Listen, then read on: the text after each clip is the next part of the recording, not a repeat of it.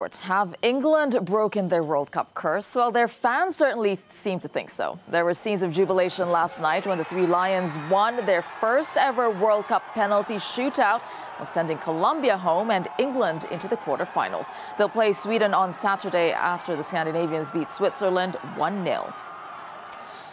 And of course, passions were high and there were numerous fouls, yellow cards, accusations, theatrics. And here to tell us more about this historic night is our sports correspondent, Andy Rubini. Andy, I think people thought this was going to be a bland evening, but then it turned out it wasn't. It wasn't at all. It was a very tense game. I thought England got off to a strong start, controlled possession, didn't create many clear-cut chances. But they eventually took the lead thanks to a well-taken penalty from their top goal scorer, Harry Kane.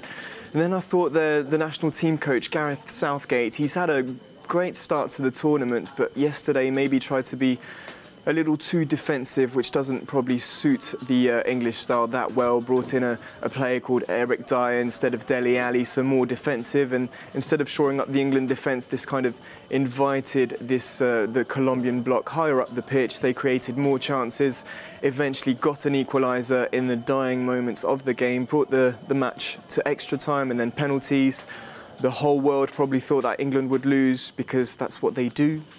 But this time they didn't. They actually won thanks to a great save from their goalkeeper Pickford and a last penalty from Dyer.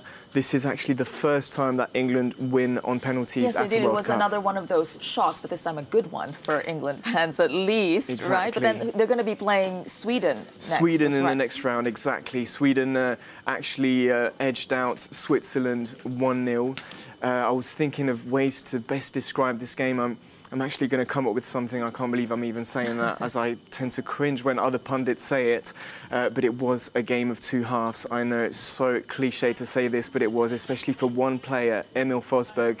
Sweden's number 10 was transparent in the first half, came to light in the second, scored the winning goal, created space for his teammates, and they're through, which means that either Sweden or England will make it through to the semis in Russia. A quick answer for you here. England, can they make it through to the World Cup, to win the World Cup? I think after seeing them win a penalty shootout at the World Cup, I think anything is possible. I also think that this World Cup has been a World Cup of upsets so far, which just goes to show that anything can happen.